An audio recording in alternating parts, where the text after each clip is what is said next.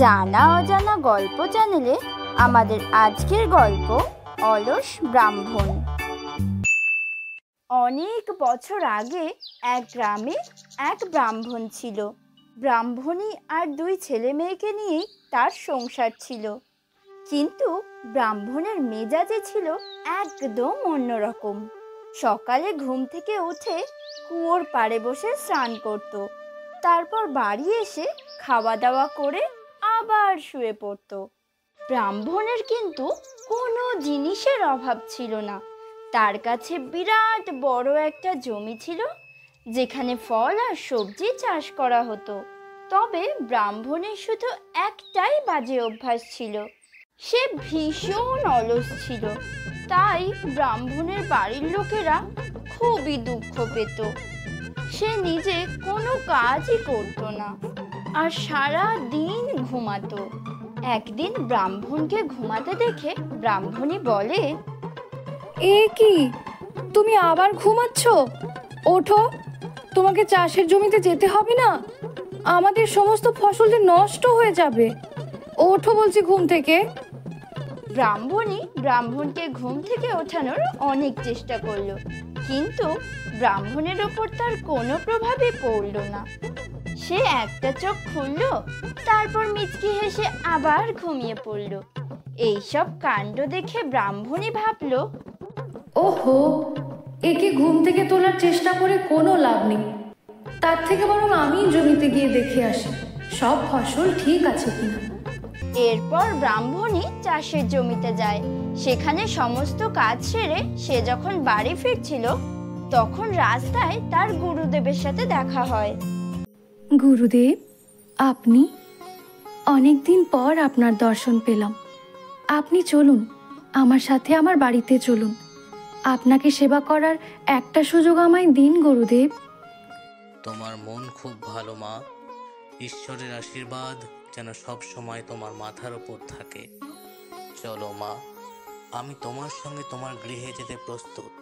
ব্রাহ্মণী গুরুদেবকে বাড়ি নিয়ে গিয়ে দেখে, ওহ বাবা, ঘুম থেকে উঠেছো তাহলে তুমি? দেখো, গুরুদেব এসেছেন আমাদের বাড়িতে। ব্রাহ্মণ গুরুদেবকে দেখে তক্ষুনি বাইরে এলেন তাকে সেবা করার জন্য। তারপর স্বামী স্ত্রী মিলে গুরুদেবের অনেক সেবা যত্ন করলেন, তাকে ভোজন করালেন। ভোজনের পর ব্রাহ্মণ তার পা টিপে দিলেন। গুরুদেব তাদের সেবা দেখে ভীষণ খুশি হলেন আর ব্রাহ্মণকে বর চাইতে বললেন। বল বাবা, তোর কি ইচ্ছা? আমি তোর সেই ইচ্ছা অবশ্যই পূরণ করব। গুরুদেব, আমার তো কেবল একটাই মাত্র ইচ্ছে করে, যাতে আমাকে কোনো কাজ নিজেকে না করতে হয়। আমি এমন একজন চাই যে আমার সব কাজ করে দেবে, আর আমি কি সুন্দর খাবো দাবো আর ঘুমাবো। ঠিক আছে, আমি তোর এই ইচ্ছা অবশ্যই পূরণ করব, কিন্তু মনে রাখিস, ওকে সব সময় কাজে ব্যস্ত রাখতে হবে। ও যেন কখনো বসে না থাকে। যথা আজ্ঞা গুরুদেব, আমি আপনার কথা মনে রাখবো। এরপর ব্রাহ্মণকে গুরুদেব আশীর্বাদ করলেন আর তারপর তিনি সেখান থেকে চলে গেলেন। গুরুদেব যাওয়ার পরই বিরাট এক রাক্ষস ব্রাহ্মণের সামনে এসে হাজির হলো।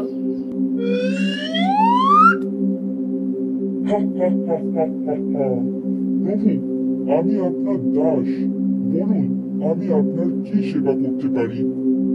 রাক্ষসকে সামনে দেখে ব্রাহ্মণ প্রথমে ভয় পেয়ে যায়, তারপর নিজেকে সামলে নিয়ে বলে, আচ্ছা, তুই না হয় এক কাজ কর, যা গিয়ে জমিতে জল দিয়ে আয়। এই কথা শুনে রাক্ষস ওখান থেকে উধাও হয়ে গেল।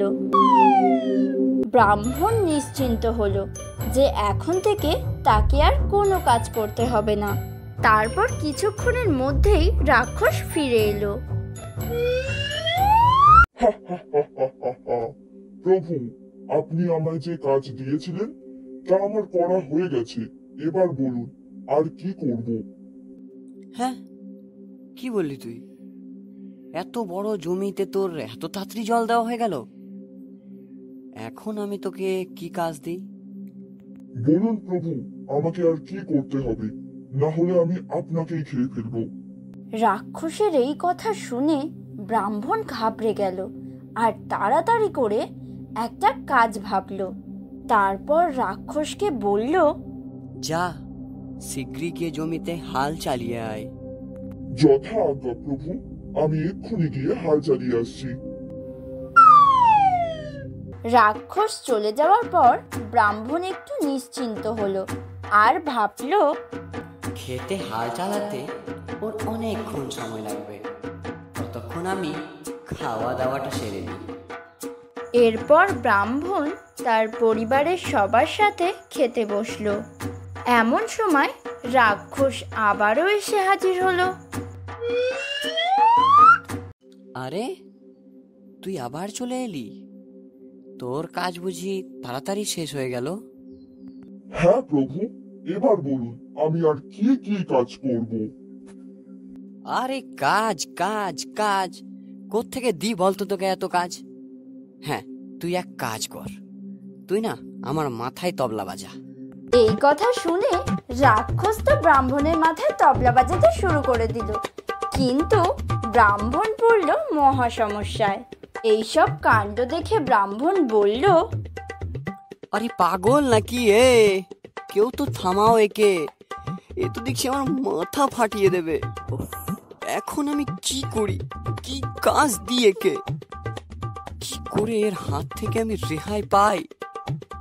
তুমি যদি এর হাত থেকে রেহাই পেতে চাও তাহলে আমার কাছে একটা উপায় আছে, তবে তার আগে তোমায় একটা প্রতিজ্ঞা করতে হবে। হ্যাঁ, তাড়াতাড়ি বলো, কি প্রতিজ্ঞা?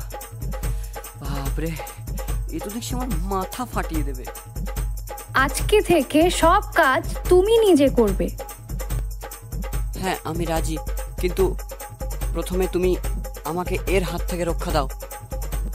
শোনো, এখন তুমি এই তবলা বাজানো বন্ধ করো।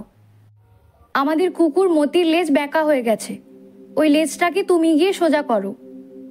যথা আজ্ঞা মা জননী, আমি এক্ষুনি সোজা করে দিচ্ছি। ব্রাহ্মণের এই অবস্থা দেখে ব্রাহ্মণী তো ভীষণ হাসতে লাগলো আর বলল, দেখেছো, তোমায় বলতাম না তোমার এই আলসেমি একদিন তোমায় ঘোর বিপদে ফেলবে। আজ তার প্রমাণ পেলে তো। ব্রাহ্মণ মাথায় হাত রেখে বলে, হ্যাঁ হ্যাঁ, ভালোই প্রমাণ পেয়েছি, কিন্তু মতি লেজ সোজা করে এক্ষুনি চলে আসবে হয়তো, তখন আমি কি করব? তুমিও যেমন কথা বলো, কুকুরের লেজ কখনো সোজা হয় বুঝি? এবার দেখো, ও সারাদিন মতির লেজ সোজা করতেই ব্যস্ত থাকবে, তবু মতির লেজ আর সোজা হবে না। এরপর 1 মাস কেটে গেল, কিন্তু রাক্ষস আর মতির লেজ সোজা করতে পারল না। তাই রাক্ষস ব্রাহ্মণের কাছে এসে বলল, হে প্রভু, আপনি আমায় ক্ষমা করুন। আমি 1 মাস ধরে কুকুরের লেজ সোজা করার চেষ্টা করছি, কিন্তু কিছুতেই আমার দ্বারা সম্ভব হচ্ছে না। আমি এই কাজে ব্যর্থ হয়েছি, তাই আমি এখান থেকে চলে যাচ্ছি। এরপর রাক্ষস ওখান থেকে চলে যায় আর ব্রাহ্মণও নিজের কাজ নিজেই করে, অকারণে বসে বা শুয়ে থাকে না।